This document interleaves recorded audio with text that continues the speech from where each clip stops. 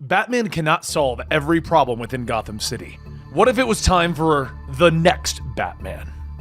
This is the Comicstorian channel, where I take some of your favorite trade paperbacks and single issues and I break them down into digestible bites to help you understand.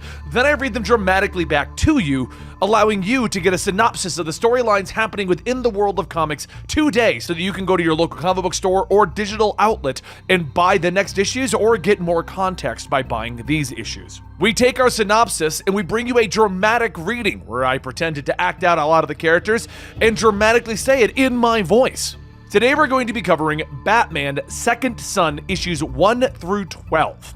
So just a little context, Lucius Fox has built things for Batman and Luke Fox has been Batwing. But Lucius Fox's family is a rich black family within Gotham City, dealing with its own problems and issues, including a son that did something so wrong that he was basically pushed out of the family and has now chosen to return. So what is going to happen to the family that is basically adjacent to Batman with all of Batman's technology at their fingertips? This is the story, The Next Batman. And if you enjoy this, consider pressing that bell and getting a notification as to when we bring out more content right here at the Comicstorian channel. We're bringing you comic book videos 2 to 5 times a week right here. Deep in one of the provinces in Vietnam, a pair of binoculars peers through the bushes looking at Tyler Arcadine. Arcadine is somebody who thinks that he's somebody because he has a lot of money. Millions, really. But unless you're creeping up on billions, you're a nobody. At least, that's what the billionaires want people to think. That people with money are somebodies and everybody else is a nobody, and that's why Tim Fox is here. Lucius Fox's second son, going by the name Jace now.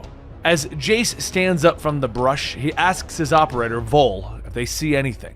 Vol says that they're here. He's sure that he wants to do this? And Jace asks, what? Take out an entitled scumbag like Arcadine? Vol clears their throat, stating that what they meant was that Vietnam is a wonderful country, but the government doesn't much care for extra legal operators. Jace pulls down his mask, telling them that they just have to make sure that they don't get caught. How about giving him some cover? At that moment, the generator powering Arcadine's home begins to overcharge and explode. While the guards quickly gather, Jace sneaks into the house and into Arcadine's office. He plugs into the jump drive to upload a virus, and as the virus begins to do its work, Vol says that this computer has some pretty high-grade military cybersecurity, going to take a bit to get through.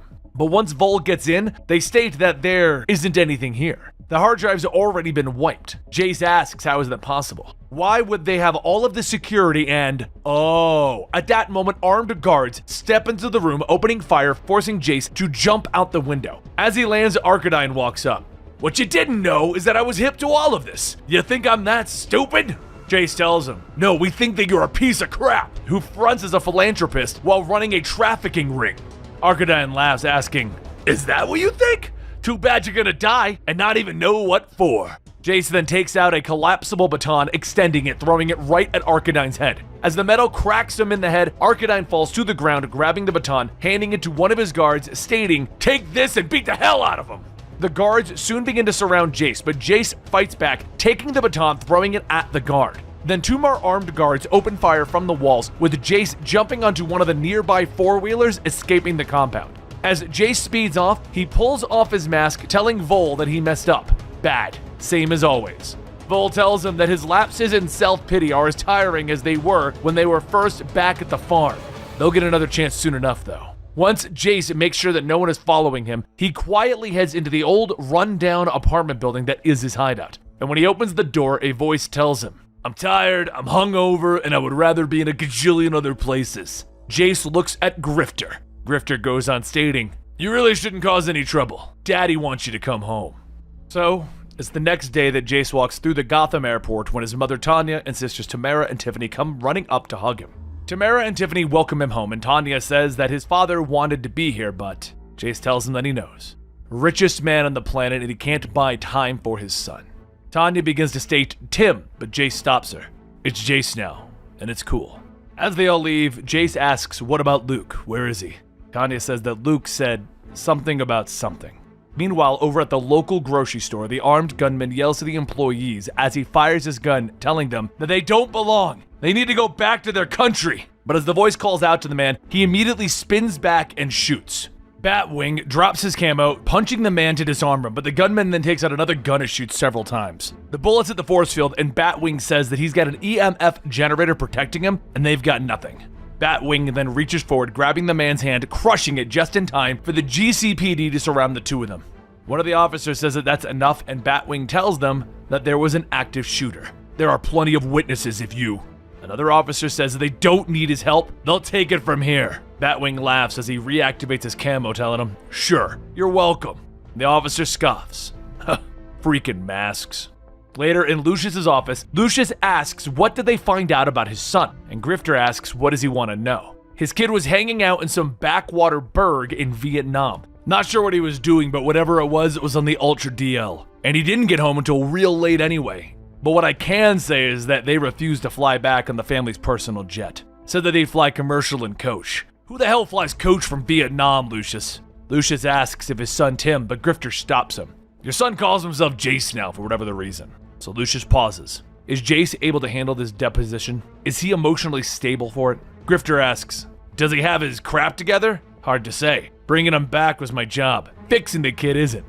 Meanwhile, over in Mayor Nakano's, Nakano leans on his desk telling Renee Montoya that the past is over and done. Yesterday is yesterday, and from here on, it's all about the new. Insanity like the Joker wore? Never again. They're shutting down masks for good. Renee says that that's been tried before, and Nakano then says that those were half-hearted attempts to register them, to deputize them. He's talking about making their activities illegal in the extreme, and when it comes to the law, he's going to need a police commissioner willing to enforce it. Renee asks why her, and Nakano goes on stating that she put in several years, from beat cop to major crimes. She's got the respect of everybody walking the line. Renee says that she was a drunk, and she got her partner killed. And Nakano goes on stating, that is a little dramatic. And unlike Gordon, who was a flunky for the Batman, he wouldn't be able to enforce this, but you would. Renee tells him that he's asking for a lot, and Nakano says that he is asking her to stop the carnage. No more masks, not the bad ones, not the ones that we think are good. We can rebuild the city, rebuild it to be better. Renee says that she needs to think on it. And later in the Fox home, Tanya asks Jace how does it feel to be home. Jace jokes, stating that the place is nice. Surprised that they didn't buy Wayne Manor though. Tanya says that she needs him to please try and work things out with his father. This has been very hard on him. During the war with the Joker, he was assaulted, brutalized, and all the money in the world can't make trauma go away. Just then, a door opens up, and Tanya tells Luke that his brother is here. Come say hello. Jace holds up his arm, stating that it's been a while, and Luke looks at him, turning without saying a word. Tanya tries to comfort him, but Jace says it's all right. It was a long flight, and he's going to go get some air. As he walks outside, Tamara is sitting on the bench and asks what has he been up to, and Jace sits down, stating, right now, I'm hanging out with you, but in general, I have no clue. I shouldn't have come back. Mom is disappointed in me, Dad hasn't forgiven me, and Luke straight up hates me. Tamara leans over hugging him, stating that she missed him. She missed her brother. All those years, not a phone call, not an email, he just disappeared. And Jace sighs, stating that he did enough damage. He used to blame Dad for what he did, he still does. But what he did for his family. Staying away was the least that they could do. Tamara tells him no, staying away was about him, for him. It was so that he could live without guilt. Would he have even come home if Dad hadn't dragged him back for the deposition? Jay says that being here when they were millionaires wasn't very good. Not sure if it'll be any different now that they're not billionaires. But there's nothing for him here. Tamara tells him, asking, nothing? You were a lot of things back in the day. Arrogant, hard-headed, spoiled, but above all, you were my brother. No matter what, I thought that would never change. As Tamara gets up and leaves, she tells him that it would seem that nothing lasts forever. Does it, Chase? The next day, Lucius watches the news about a break-in at Arkham Asylum when his aide comes in stating that his son is here. Lucius looks back stating, Tim. But Jace corrects him, telling him that he is not Tim, it's... And Lucius stops him. I know, I'm sorry. It's one of those things that takes getting used to. As Jace tells him that it's not a thing, Lucius says that he didn't ask him to come here so that they can argue. There are some things that they need to discuss away from the rest of the family. He has this deposition scheduled. He'll need to get together with the lawyers and Jace tells him, nah, not this time. No lawyers, no private investigations, no leaks to the media. Lucius stops him. Will you listen? You don't understand how important this is. We are trying to protect this family. You weren't here when we were given control of the Wayne fortune. You didn't read all the vile nonsense said online. Jace stops him. Is that what you're worried about? What people say on social media? Lucius says that this city is recovering from a war. And maybe another one is starting. Fox Tech is needed, and it cannot be taken away because of a mistake that you made when you were 17. Jace asks, mistake? Say it. Say what I did. The two stare at each other for a moment, and Jace goes on telling him, I won't be meeting with any lawyers. At this deposition, I'm going to say what I'm going to say, and what I'm going to say will be the truth. Thanks for the meeting. See you at home, Dad. Meanwhile, out on the street, Mayor Nakano heads to a crime and telling Renee that it didn't take long for the Joker to get back to the slaughtering, and it won't take long for a Batman to respond, and for more people to get killed in the crosshairs. Hopefully, she's considering the offer. Renee tells him if they are going to have these laws passed, people under her command are not going to be assassins. Nakano says that he wouldn't ask them to be. He wouldn't need them to be. Her people need to focus on the job, to protect and serve. He has other plans for the masks. Renee says as long as he understands, she'll enforce the law, but she will not bend it. She will not break it. Nakano holds out his hand, stating that he understands. Do they have a deal? And Renee reaches out to shake his hand. Back at the Fox home, Luke returns home to find his sister Tiffany on the bed. He asks what she's doing, and she says waiting for him to tell her why he refuses to acknowledge their brother. Luke says that he's been busy. Now off to bed. Tiffany sits up asking what's more important than family, and Luke tells her, looking for the Joker. Tiffany then says there are like 50 bat people who can do that. It sounds like you'd rather hunt down a psychopath than deal with your family. And Luke tells her that he would rather hunt down a psychopath. That says more about this family than it does him. Tiffany reaches out asking, how about they work on that then? How about they spend some time with their brother? Be cool about it. A few moments later, Tiffany grabs Luke, telling everyone, look who she found. Jace turns to say hi, and Luke says, hello, Jace. It's Jace, right? Don't want to offend you by accidentally using your real name. Tamara gets up stating, that was not necessary. And Luke responds, clearly it was. He gets upset anytime someone calls him Tim. Isn't that right, Timmy? Because you think you can change your name, change your past? It doesn't change anything. It sure as hell doesn't change what you put this family through. Jay says that he doesn't get to preach. He never did anything except sit there and live off Dad's money. While they argue, Tamara gets up telling them both to stop, please. And then Tanya tells them that that's enough. And as they continue, Tamara collapses. Everyone runs over, but Luke pushes Jace away, telling him to get away. Tanya picks Tamara up, stating that it's going to be okay, just hang on. They're there for her. So later at the hospital, the doctor tells everyone that Tamara has returned to a persistent vegetative state. By all indications, her condition is the result of toxic poisoning. Lucius asks, didn't she get through it though? The poisoning from the rat catcher. And the doctor says that their daughter was in remission. She was immune suppressed and remained at risk for a relapse. Luke says that this thing, it happened at Arkham. The toxins from that, they just caused a relapse. And the doctor says that they can't say for certain, but environmental causes could have contributed. Luke asks what environmental causes. Something that changed in her, like something that's different? Something that wasn't around that maybe caused stress that she couldn't handle? When Luke directs that comment at Jace, Tanya says that it was the masks. One way or another, the masks did this to her. Lucius asks, can Tamara get better? And the doctor says that without knowing the exact toxin that has been poisoning her, they won't be able to do anything. Tiffany then asks what if they did have that toxin, and the doctor says that it would certainly help them build a genetic roadmap for a possible cure. Lucius then tells the doctor that he'd want them to make sure that they do anything that they can for their daughter, whatever it takes, whatever it costs. Jace asks, whatever it costs? You've got all the money in the world, but we already know you can't buy life. So later that night, Jace takes some time to breathe when he gets a call from Vol. He tells them that he was kind of going through some stuff, but Vol says that that's unfortunate, but now is the time. They've got intel on Arcanine. Arcanine has a personal courier on his way to Gotham. He's arriving shortly in a private jet. So a short while later, Jace gets into position, stating that he sees the plane landing and has eyes on the courier. He asks what do they know about him, and Vol says very little. The man is a cipher. Since they tried to hack Arcanine, he's been extra paranoid. Whatever the courier has, it's something that Arcanine only trusts with him. Jace then looks at the others around the man, stating that he's got some serious heavy hitters protecting him, and somebody else. But Jace trails off. Vol asks what, and Jace says, I could swear to God that this woman turned and looked directly at me. Vol begins to ask, how would they know that he's there? And Jace tells them, hang on, I got company. Just then, two armed men turn the corner, yelling to come out with their hands up. Jace ducks underneath some scaffolding, and one of the men says, see? Told you, nobody's here. Once the coast is clear, Jace sneaks away stating that they need to find out what the courier is transporting. But Vol says that Arcanine has upped his game. He's now using programs even they can't hack, and if they want intel, they're going to need some better tech. So Jace says that he has an idea. He'll be in touch.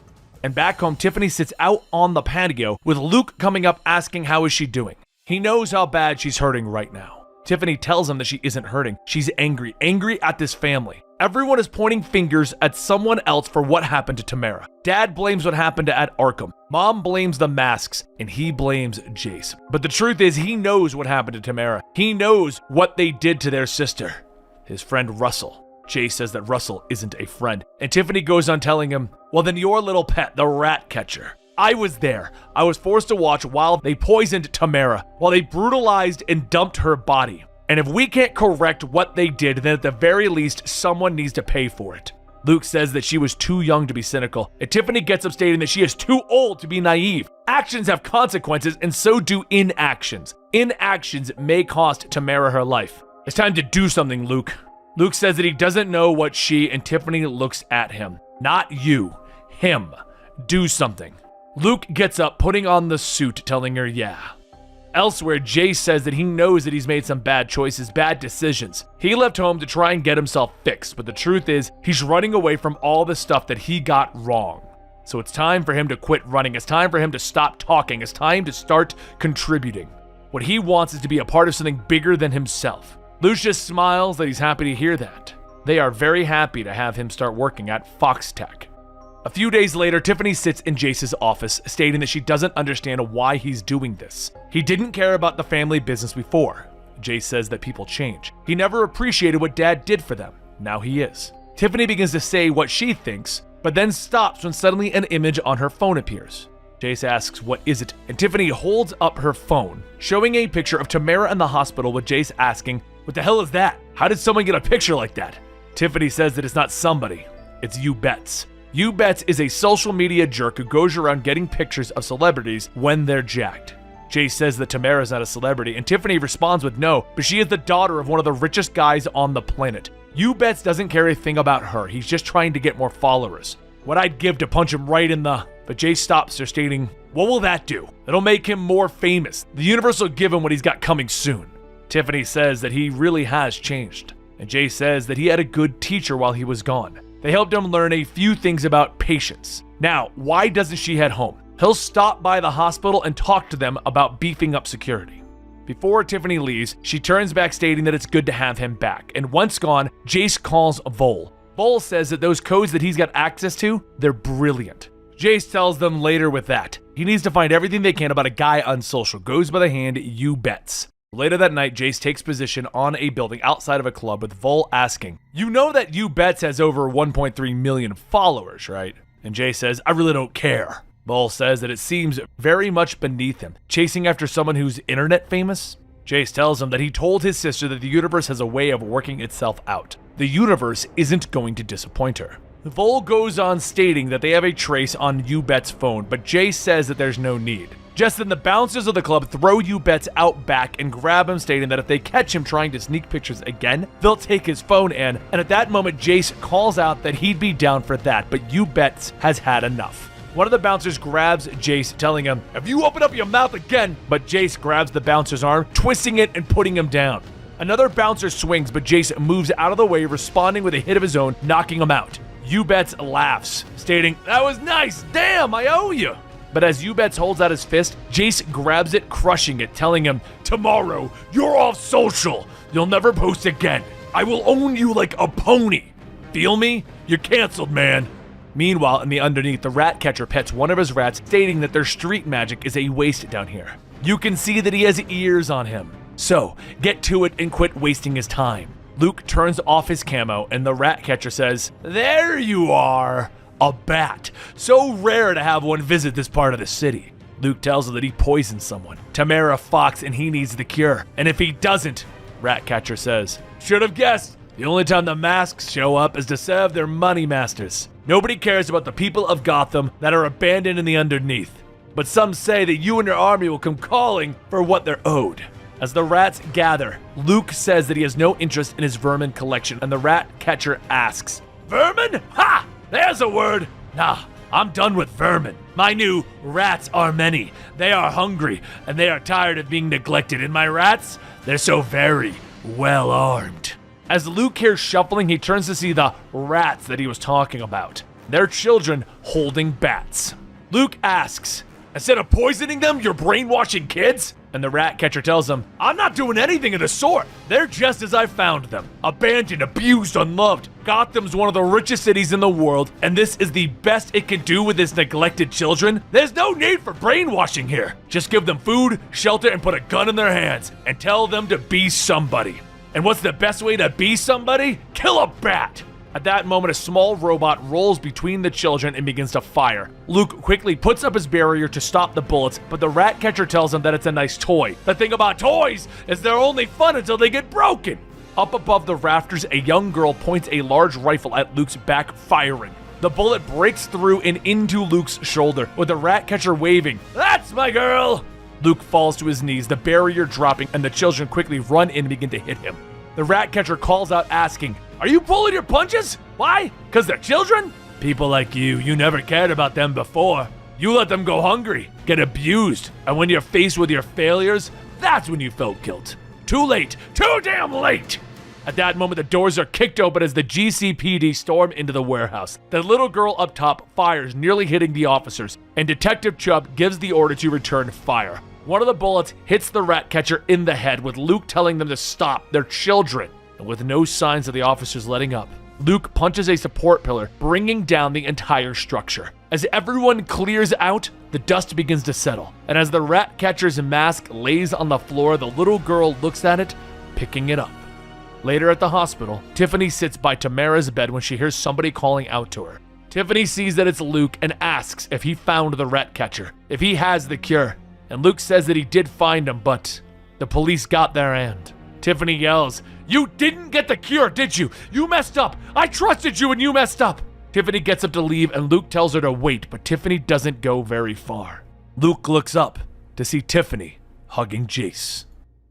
It was another busy night in Gotham City when a short woman walks by a group of guys, all catcalling her while she looks down at her phone. She walks past telling them to sod off, and the guys stop her asking what did she say? She can either show them some respect or they can. Before the thug could even turn around, the woman grabs him by the arm and throws an elbow into his stomach.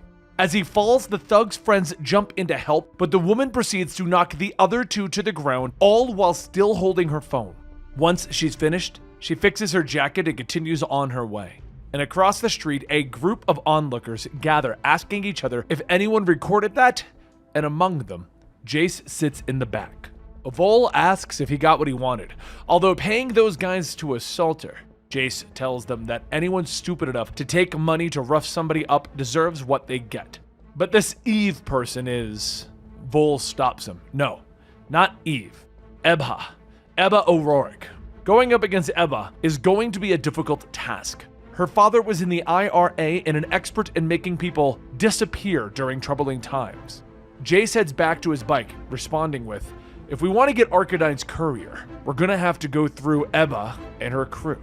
Vol begins to tell him that there's something else, but Jace tells him that he can handle it. Vol says that that wasn't what he was going to ask. He talked to Hydia. She says, hey, anything he'd like her to know? Jace thinks and ponders and then stops himself. Don't tell her anything. Just keep an eye on the courier and Ebba. Later that night, Luke sits out in the garden with his father, Lucius, coming out telling him that he wasn't sure that the family would make use of such a place. Seems to be quite the gathering spot. Luke says that they shouldn't have brought him home. Lucius stops. Jace is a part of this family. Luke yells that since Jace got back, everything's gone south. With Tam, with Tiff, but Lucius stops him, telling him that the masks are to blame for what happened to Tamara. And whatever alienation that they're feeling with Tiffany, that's between them. Luke shouts that they're always giving Jace second chances. All he ever did was turn his back on our family and run the streets and act out. When does it end, Dad?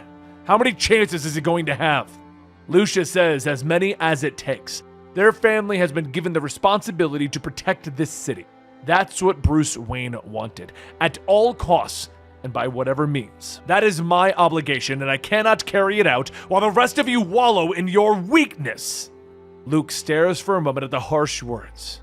and then says ever since Punchline did what she did, he's been dealing with a lot. Maybe it would help talking to somebody. Lucius asks, "You think that there's something wrong with you? You're the one sitting out here alone trying to fix our problems by staring at the ground. So if anyone needs something to work on, it's you." The next morning, Jay sits with his mother, Tanya, shortly before his deposition, as she tells him that this is what he's going to read for his statement. Jace takes the paper and says that he's going under oath. If this statement is full of lies, they'll find out. Tanya says that no one will find out anything. She was able to get a court order to exclude certain evidence from, but Jace stops her. When does it all stop? Dad used his money to get what he wants, and you use the law. Nobody cares about doing the right thing. Tanya snaps that what is right is protecting him, his brother, and his sisters. And if he won't think of himself, then think of them. At that moment, the door opens and a lawyer comes out telling them that they're ready. Jace and Tanya head into the next room, and the mediator says to please have a seat. They're about to give a deposition in the civil matter of Acevedo v. Fox. Tim, you understand that the testimony you are giving is under oath, and you are subject to penalties of perjury. Jay says that he does, and as he looks at the paper that Tanya gave him, she glares at his hesitation. Yes, I'm ready to make my statement. First thing you have to understand, what happened, none of it was my mom or my dad's fault. My mom was always there for us, always our fiercest protector, our best teacher. She always told us that there are two things that you can never walk away from, when you make a life or when you take a life. One is bound by love, the other is responsibility. Our dad, Lucius, well, Dad was the COO of Wayne Enterprises. That made him one of the most prominent businessmen in Gotham, and America, hell, the world. He was prominently everywhere, except at home. Working for Wayne meant that he was up early and in the office late. With Dad away all the time, he didn't consider it all one way or the other. My dad was kind of around when we needed him, always getting us nice and expensive things. My younger brother Luke was always hitting the books, and Tiffany, well, she was just a kid back then. So Tam was like my best friend, and whatever we did together. Life was good. All I had to worry about was when the next party was, or who the next girl that I was going to talk to was. Consequences, accountability, purpose, none of that meant anything to me. Pleasure was random and disposable, and once it was had, I was on to the next. When I was turning 17, I was going to the biggest, baddest party, and then she walked by. I tried talking to a girl who was at that party, but after trying to put the moves on her, she blew me off. In fact, she was the first girl to ever straight up reject me. A stuck-up girl was walking away from me, so I decided I was still going to have some fun that night and called up an old fling. And that's when it happened. I hit someone. And when it was said and done, I had to make a decision, and I did. I couldn't think about what to do except to go to the man who was never around and who always knew how to make things right. Before Jace could continue, Tanya tells him that that is enough, and the mediator says that her son hasn't finished his statement. Tanya tells him that she isn't here as Jace's or Tim's mother. She's here as his lawyer. He's being deposed regarding the night in question, and he answered truthfully. Any other aspects of the incident, no criminal charges were ever filed. And they know why. Because they know who was at fault that night. And all of this is just a morbid attempt at a cash grab. Pursue it further at your own risk. The Acevedo family's lawyer says people like you always think everything is about money, but where's your soul? How much are you going to sell that for? Tanya grabs her briefcase, telling Jace that they're done here. Let's go. Outside, Jace says that he wasn't finished with his statement, and Tanya tells him that he was. He told him the truth about that night. About that night. Nothing else. Anything else that you would have said serves nothing except your own self-pity. We are being extorted, and those people? But Jace stops her. Really? Those people? Tanya glares. You better not be throwing your sensibilities at me. I am trying to protect you, same as your father tried. And if Lucius had done a better job back then, we wouldn't be here now. Yes, I feel bad for that family, for what happened to them, but I refuse to feel guilty for doing what's right for us as a family. I would suggest that you do the same. Later that night, Jace gets out of the shower thinking that he hurts, physically, emotionally, and he thought that telling the truth somehow would make everything right. Not change what happened, but balance things out. The man that he ran over is still dead, and their family is still hurting. Killing that man was an accident, but everything that happened after that was the real crime. After Jace explained what happened that night, Lucius back then said that he would take care of things, which involved Lucius and his team finding every bad thing about Enrico Civido, leaking it to every media outlet possible. They spun the story as if Jace was the victim. Back then, Jace still didn't feel right about the situation, so Lucius sent him off to Sanford Military Academy, an international boarding school. This is the place where rich parents dumped their kids with problems or addiction issues, or if they were just too busy to be parents. Jace wasn't sure what he was supposed to learn back then, but he learned more than his dad figured he would. One day after being struck down by his combat training instructor, Jace decided to just not even fight back. His friend Vol and Hadia would rag on him, but it was Hadia who told him that he needs to grow from his mistakes and not punish himself over and over. She asked him if he really needed to be punished, or if there was a better use of the emotions that he was feeling. The truth was, he didn't really know who needed to be punished, or what to do with his emotions. He knew that Hadia was right, and what he did was start looking for answers, so he went back to his instructor when he was finally ready to learn. However, now back in our current day, Jace receives a call from Vol telling him that they got an intercept on Arcadine's courier. There's going to be a meeting set for tonight, and they're handing off whatever it is that he is transporting. Just please don't rush into this thinking that there is something to prove. Jace says that he's doing this because he knows what happens when people think that they're above the law, and if he dies trying, then he supposes that's justice too. As night falls, Ebba and her crew get ready to go to their meeting when they suddenly see a person on a motorcycle speeding towards them. The driver asks what they should do, and Ebba tells them not to slow down, and as he gets closer, Jace extends his baton, throwing it through the windshield, hitting the driver in the face, causing him to swerve into the light post. The driver stumbles out of the car, grabbing his gun, but Jace kicks the door shut, disarming him, sending him to the ground. One of the passengers gets out with his gun, so Jace jumps over the hood, grabbing the man's arm, knocking him out before he can get another shot off. As he turns back, Jace sees Ebba with the last man of her crew, and the courier telling everyone that is enough. She isn't armed, so let's just talk. What is this about? She knows that he's been watching her, testing her. Why? What's got you so bothered? Jace points to the courier, telling her that she is protecting that one, and he works for Arcadine. I want what's in the bag. Ebba laughs, telling him that if he knew what was in the bag, he couldn't stop what was going to happen. Jace flicks his wrist, extending another baton. Fine. Guess I'll just have to put you down for nothing. As he swings, Ebba blocks Jace's arm with her own, waiting for him to overextend, and then takes out her knife. Once there's an opening, she takes that knife, slamming it into Jace's side, sending him to the ground. She stands over him, telling him, "You have been watching us, and I have been watching you. So much talent wasted." Last gunman tried to say something, but Ebba continues talking to Jace, telling him that he is a poor, miserable man. Mr. Arcadine told him right. He is going to die, and he won't even know what for. Finally, the gunman yells to everyone, and when Ebba asks what is it, he says that there is a sword sticking out of his shoulder. At that moment, a foot kicks the gunman forward as the sword is pulled out, and Katana tells Jace, "It's good to see you. It's been a while." As the sword is pulled out of the guard, Ebba holds out her knife, stating, "That is a big old sword, and all I've got is this little thing. That's not fair." And Katana tells her, "I'm not trying to be fair." As Ebba takes off her jacket, she pulls out a second, larger knife from her back holster, telling her, "Well, to be honest, I wasn't either." Ebba lunges forward and Katana takes out her dagger, deflecting the hit. And as she wildly swings, Katana leaps up, kicking Ebba to the ground. She jumps to her feet, slashing, but while the two of them go back and forth, the courier begins to run, stating, "Forget this!" But before he can get far, Jace punches him, taking the bag, telling him, "You're not going anywhere." Finally, Katana begins to really fight back, and after knocking Ebba to the ground, she goes to finish the fight when suddenly she's told, "Hold that." The police begin to surround the area as Ebba yells for them to piss off and throws her knife, hitting one of the officers in the shoulder. The police begin to shoot, but Katana throws her dagger handle first, knocking out an officer. She kicks a second, and as the officer stands alone, Katana says that they are not their enemy. She helps Jace up, and Officer Chubb shouts that they're not friends either. And pretty soon, it's going to be shoot on sight. And I will be looking forward to that day. After escaping, Jace pulls up his mask, telling Katana that he is digging the grave. Katana tells him thanks. Time to show her age, even if she doesn't act it. And speaking of age, that nonsense he pulled, he was lucky that she was there. Vol said that he could use a little backup. Katana then says that woman. And Jace tells her that she knows her legend. Katana interrupts, telling him it's not a legend, she's a killer. That's a fact.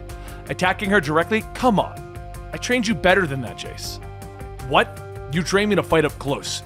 And I thought that if I got a hold of what's in the bag, we could shut down the guy who's paying her. Katana tells him sure, but he can't stop anyone if he's dead. And not caring if he lives or dies, that doesn't get the job done. He has to put aside the death wish that he has. Jace tells her that she doesn't understand. She has killed people who deserve it, not an innocent man crossing the street. She tells him that a life is a life.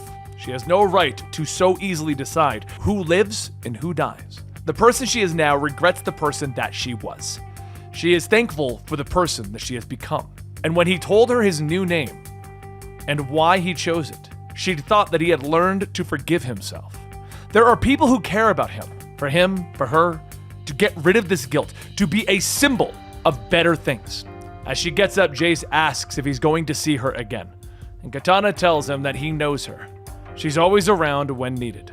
Later in the hospital, Luke says that he is sorry. But what happened to Tim? Tanya tells him that he got stabbed breaking up an assault. He wasn't hurt badly, and he was able to get himself to a doctor. Luke asks if she believed him, because he probably got into a beef at a nightclub over someone's girl. Jace is irresponsible. Dad should never have let him come back. Tiffany then says, you know what? For somebody who's got all the answers, you sure aren't very good at fixing problems. Tanya then asks what is that supposed to mean, and Tiffany walks off telling her that it means that Luke fronts. But when it comes time to work, their sister is still lying in a coma because he couldn't figure out how to help her. Tanya looks at Luke asking what is she talking about, and Luke tries to speak, but then sighs, telling her that Tiffany is telling the truth. If he had been a better brother, if he had been a better man, maybe Tam wouldn't still be in the hospital. As Luke turns to leave, Tanya calls out to him, but Tiffany says to leave him. He's useless. They've got to start figuring out how to get things done on their own. Meanwhile, back at Wayne Enterprises, Jace groans, holding his side in his office. And Vol tells him that the bag contained 6 identification cards, combinations of driver's license, state IDs, and Jace asks, what about ours? What about them? Are they forged? Vol tells him nope, they're real, and they belong to people on the government watch list, all associated with left-leaning radicals, anarchists, anti-globalists, anti-fat. But Jace pauses. Why does Arcadine's courier have the IDs of 6 radicals? And Vol says that he isn't sure, but they are off the grid. He's doing a complete trace on them and he's coming up with nothing. However, he did find something weird. Jace asks if it's about Arcadine, and Vol tells him no. The source codes that he lifted from his dad to help hack Arcadine. It shows a few files deeply buried and heavily encrypted. One of them, Jace looks at his computer stating, I see it. The Clade of Chiropetra. That's a word party. How's your Latin? Vol tells him not good, but he'll look into it. But there's something else in the code about hibernaculum. It's in sub-basement 3 of the building. Jace pauses. There is no sub-basement 3 of Wayne Enterprises. Vol continues. There's a private elevator and it's locked up and powered down. Jace thinks about it for a moment. Can you unlock it? Because I'm gonna go see what's down at sub-basement 3 myself. Meanwhile, back in Lucius's office, Simon Saint sits down asking if he's considered his initiative, and Lucius tells him that he is curious. Curious to better understand his intentions using their technology. Saint tells him that his intention is to apply their tech in the most effective way possible. Use it to end the cycle of violence in which people of Gotham are caught up in. He understands that during the Joker War, but Lucius stops him. I would rather not discuss that. Saint says, of course, I understand, but I imagine that we both agree that the masks in this city are out of control. A-Day was just the beginning. God knows where it'll end. What I do know is next time it can't be like last time. If we learn from our past, if we focus on the future at which we are arriving, that future, it may be a beast that tramples us, such as the Joker War, or we can face it head on. Whether or not we win that fight, well, that may be entirely up to you. But back with Jace, he now walks into a large room stating to Vol that he's in, and they turn the power on. The lights come on and Jace looks around telling him that the place looks like a factory, but it's wrecked. Like someone fought a war in here. There's one terminal working barely. Most of the drives are wiped, but there are still a couple of files. Might be able to... Vol says that he looked up what the Clade of Chiropetra is. It's not Latin, it's Greek. The Clade of Chiropetra means the family of the Bat. As the heavy doors begin to open, Jace says that this place is like a testing facility, an armory. And Vol asks, what would his father have in an armory then? Jace looks up at the bat suit behind the doors, stating, it's not my father's armory. My father, Bruce Wayne. God knows how many people. They're the clay to Kira Petra. They work for Batman. And there you have it, the first 12 issues of Batman's Second Son. Now you're probably wondering, Benny, that was a cliffhanger. You brought us the original 10 episodes that you already did on the channel, and then you brought the finale, the issue 11 and 12. What happened? Because he just discovered the bat suit. We're finally gonna get Batman's Second Son. Well, DC decided to end the story there and bring you another story within the world of Next Batman. The follow-up to this storyline is I Am Batman, and it just started. I believe we're on issue 2 or 3 at this point. So we'll be getting to it here on the channel, and when we're done with all of it, we're going to bring you a full story of the entire Jace saga and how Jace became the next Batman. If you want to know when that finally comes out here on the channel, make sure you press that bell to get notifications. We're bringing you DC Comics and Marvel Comics on a regular basis, and we give you information to let you become a comic book master right here at the Comicstorian channel.